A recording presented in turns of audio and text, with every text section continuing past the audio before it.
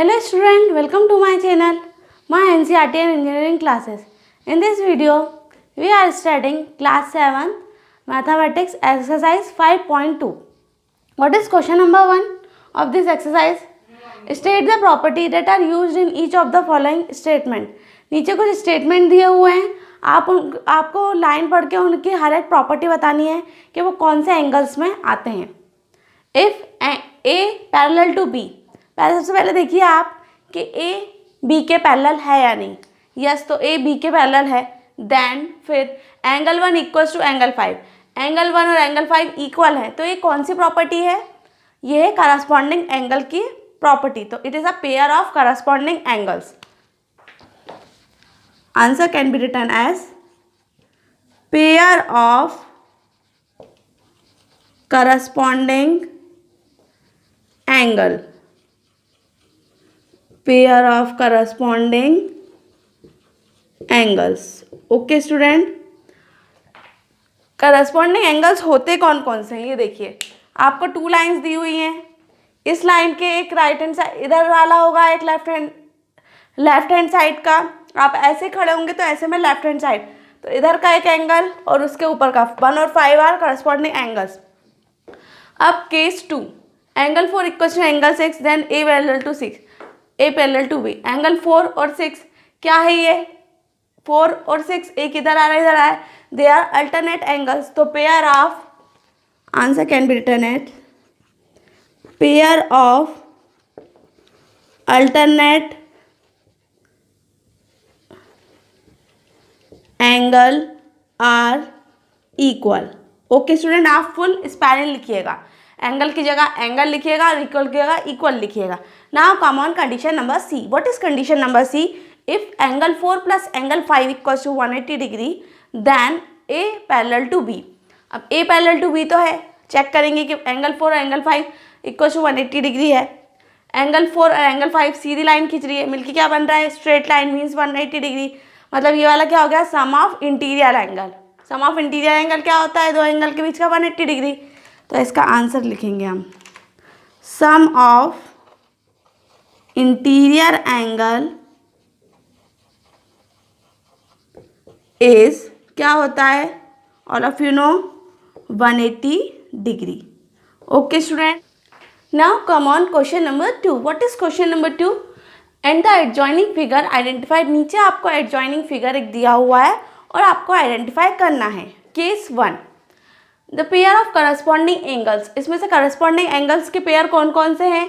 1 and 5, 2 and 6. Corresponding angles ऐसे होते हैं, इधर वाला 1 ले लो, फिर इसके ऊपर वाला 5, फिर इसके नीचे वाला 2 तो इसके नीचे वाला 6, फिर 4 तो इसके ऊपर वाला 8 तो 4 and 8, फिर इसका 3 और इसका 7.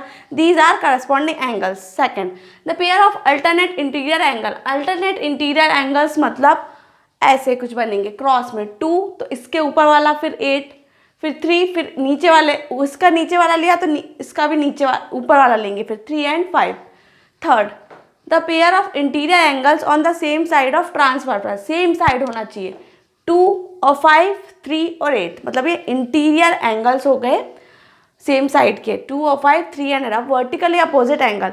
वर्टिकली अपोजिट एंगल मतलब क्रॉस वाले.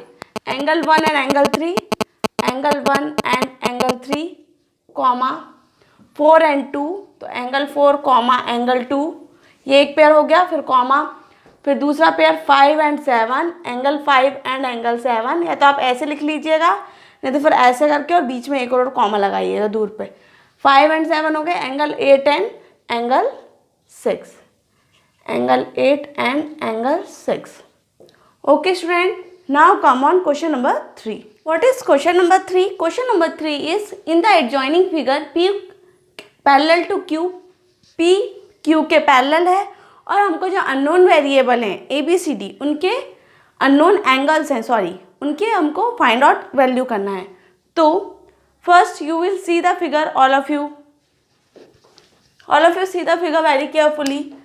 Solution. Let us solve. How we can solve this type of statement, this type of problem.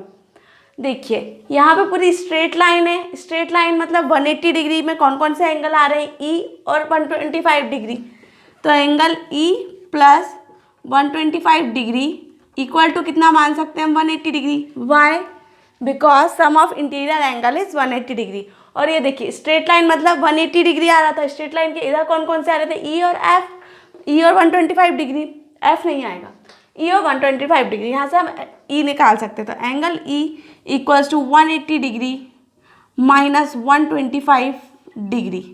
तो एंगल ई इक्वल्स टू, जल्दी से फाइंड आउट करिए, यहाँ पे माइनस करके देखेंगे, 180 डिग्री माइनस 125 डिग्री, ये हो जाएगा 10, ये हो जाएगा 7। 10 में से 5 गए, 5 बचेंगे, 7 में से 2 गए, 5, इधर 0, तो कितना आया है 55 degree.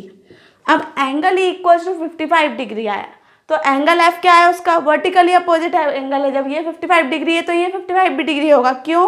Because angle E and angle F R vertically opposite angle. Similarly हम यहाँ पे लिखेंगे एंगल एफ इक्वल्स टू भी कितना आएगा 55 डिग्री। क्यों? क्योंकि वो क्या है, vertically opposite angle. Short form में लिख रही हूँ, B for vertically opposite angle. Okay student, अब देखिएगा आप, अब इसके अल्टरनेट एंगल कौन सा है, alternate angle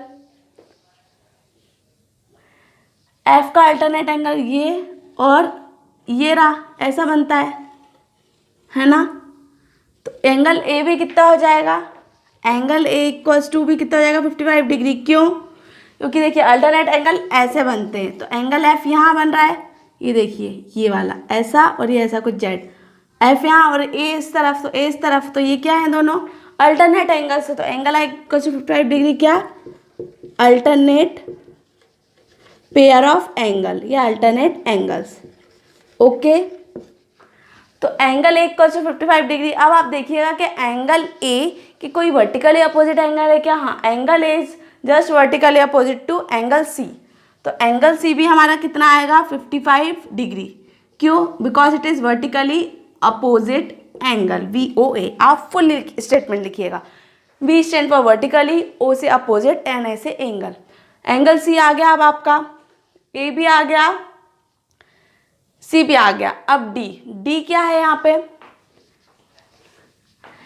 angle D equals to कितना आएगा हमारा 125 डिग्री। कैसे, क्यों आएगा, वाई? बिकॉज 125 डिग्री, ये देखिए इस तरफ ये और उसकी दूसरी लाइन पैरेलल पे इस तरफ डी भी है, तो क्या है ये करस्पॉन्डिंग एंगल है। तो angle D equals to 125 degree pair of corresponding angle का बन रहा था। ये देखिए इस तरफ भी 125 था, डी था, तो ये वाला एंगल 125 है, तो पेयर ऑफ करस्पॉन्डिंग एंगल के हिसाब से डी भी कितना होगा 125 डिग्री। रीजन लिख देंगे हम, पेयर ऑफ करस्पॉन्डिंग एंगल्स। ठीक है, अब हमारा एंगल डी के जस्ट अपोजिट कोई सा है क्या, यस, एंगल बी। वो क्या है, वर्टिकली है, तो एंगल बी इक्वल्स टू कितना हो गया 125 degree, which is vertically opposite angle. Okay student, अब हमारे सारे एंगल फाइंड आउट हो गए, A B C and D, okay, and E. अब देखिए, और एफ भी हमारा फाइंड आउट हो चुका था। एफ कहाँ है, ये रहा, A B C D E and F. सारे एंगल्स हमने फाइंड आउट कर लिए, दैट मीन्स क्वेश्चन हमारा सॉल्व हो चुका है। Now come on question number 4. What is question number 4? Question number 4 is find the value of x in the following figure if L parallel to M. आपको figure is already given दिया हुआ है, ये बना है आपका फिगर। फिगर में L और M पैरेलल हैं, आपको फाइंड आउट करनी है एंगल x की वैल्यू। ओके, तो सबसे पहले तो हम जो अपोजिट एंगल है 110 का, ये वाला है, उसको हम y मानेंगे। तो हम यहाँ पे लिख देंगे let the opposite angle of, इसका क्या नाम था, नहीं है 110, तो हम डायरेक्ट लिख देंगे 110 degree is y। Opposite angle को हमने y माना है, तो हमारा ये वाला 110 डिग्री है, तो एंगल 5 इज ऑल्सो 110 डिग्री। तो एंगल y इक्वल्स टू कितना होगा हमारा 110 और 110 डिग्री। क्यों? वर्टिकली अपोजिट एंगल है, वो वर्टिकली अपोजिट एंगल है, ये वाला और ये वाला। ओके स्टूडेंट, अब यहाँ पे देखिए कोई स्टैंडिंग लाइन जा रही है क्या, हाँ, ये वाली लाइन जा रही है स्टैंडिंग लाइन, मतलब कि ये पूरी सीधी लाइन अगर हम ऐसा तिरछा रख के देखेंगे हमारा डी थोड़ा, तो स्टैंडिंग लाइन मतलब सीधी लाइन क्या होती है 180 डिग्री की।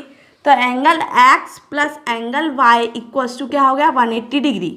ये क्या होता है सम ऑफ इंटीरियर एंगल होता है 180 डिग्री। तो sum of interior angle. Okay student, तो यहाँ से हम इजीली फाइंड कर सकते हैं angle x plus angle y की वैल्यू हमको दी हुई है 110 डिग्री, या हमने फाइंड आउट कर लिए इक्वल्स टू 180 डिग्री।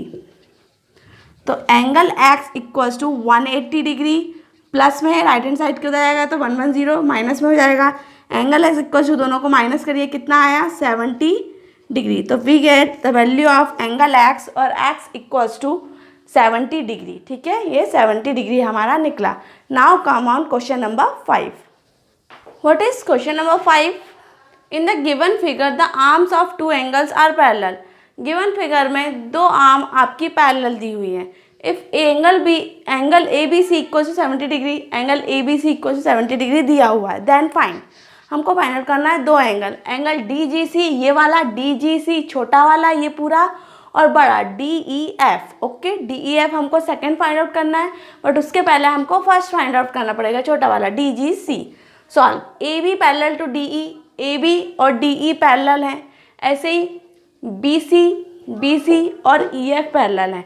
ठीक है, स्टैंडिंग वाली लाइन भी पैरेलल है, और जो ऐसे ऐसे स्लीपिंग लाइन दी हैं they both are parallel. Angle A B C equal to 70 degree और एंगल डी जी सी। अब देखिए एंगल ए बी सी किसके इक्वल है, उसके साइड वाला एंगल डी जी सी। तो angle A B C equal to angle D G C. तो angle A B C 70 degree है, तो एंगल डी जी सी भी कितना आएगा 70 डिग्री। क्यों? पेयर ऑफ करस्पॉन्डिंग एंगल्स हैं वो। तो angle D E F equals to कितना है छोटा वाला, angle D E F equals to angle D G C उसके अंदर वाला। तो एंगल डी जी सी कितना है हमारे पास 70 डिग्री, तो एंगल डी ई एफ भी कितना होगा 70 डिग्री। क्यों? Because they are also pair of corresponding angles. Now come on question number 6। What is question number 6? In the given figure decide whether L is parallel to M. आपको figure दिया हुआ है, उसमें आपको डिसाइड करके बताना है कि एल एम के पैरेलल है या नहीं। ये रहा आपका फिगर। ओके, उसमें sum of interior angle on the same side of transversal. Same side of transversal के इंटीरियर एंगल कौन कौन से हैं, अंदर अंदर वाले, मतलब ये और ये। इन दोनों को ऐड करके आपका सम ऑफ इंटीरियर एंगल के इक्वल आना चाहिए। दोनों को ऐड करा कितना है 170 degree, which is not equal to 180 degree. नहीं आ रहा है, that means L is not parallel to M. L और एम पैरेलल नहीं है। सेकेंड केस, एल और एम कुछ इस तरीके के पैरेलल में दिए है, एंगल्स दिया है आपको 75 degree. Angle opposite to 75 degree भी एक्स, इसके अपोजिट दिया हुआ, इसको क्या मान लें हम एक्स, फिर दोनों को एक्स मान लेंगे इसको, फिर दोनों को ऐड करेंगे एक्स प्लस 75 डिग्री। तो कितना होगा, एक्स को कितना माना हमने 75 डिग्री, तो 75 degree plus 75 degree 150 degree, that is also not equal to 180 degree. ये भी नॉट इक्वल आ रहा है, it means L is not parallel to M. इस केस में भी एल और एम पैरेलल नहीं होंगे। Now come on third case. What is condition number 3? Condition number 3 is this, L parallel to M and angles are 57 degree and 123 degree. तो जो opposite angle है 57 degree का ये वाला, उसको हम y मान लेंगे। अपोजिट एंगल ऑफ 57 डिग्री भी y, तो वर्टिकली अपोजिट एंगल है ये वाला 57 डिग्री है, तो ये वाला भी क्या होगा angle y 57 degree by vertically opposite angle. फिर दोनों को ऐड कर देंगे, angle y plus angle this. तो एंगल y कितना है 57 डिग्री प्लस 123 डिग्री, जो भी एंगल आपका गिवन है वो एंगल कितना आना चाहिए, which is equal to sum of interior angle, means 180 degree के एंगल इक्वल आना चाहिए। तो 180 डिग्री के एंगल इक्वल आ गया, तो हमने दोनों कंडीशन रख दी कि हमारा इक्वल आ गया 180 डिग्री के, मतलब एल हमारा पैरेलल हो गया एम के। नाउ फोर्थ कंडीशन में आपको कुछ इस तरीके से पैरेलल दिया हुआ है, लेकिन आपको बताना है अपोजिट एंगल ऑफ 72 डिग्री को क्या मान लेंगे, आप कुछ भी मान सकते हैं, एक्स वाई जेड, आप ए बी सी डी भी मान सकते हैं, मैंने यहाँ पे z माना है। तो z इक्वल्स टू क्या होगा 72 डिग्री, वर्टिकली अपोजिट एंगल हो गया ये। तो z प्लस 90 डिग्री 98 डिग्री, यहाँ पे भी सेम केस कर देंगे, z कितना है हमारा 72 डिग्री प्लस उसमें ऐड कर देंगे हम 98 डिग्री, दोनों का एडिशन करने पे कितना है 170 degree, which is not equal to 180 degree. Sum of interior angle के इक्वल नहीं आया, that means L is not parallel to M. Okay student, now this exercise is completed and this chapter lines and angles is also completed. For next chapter, please like and subscribe my channel. Thank you.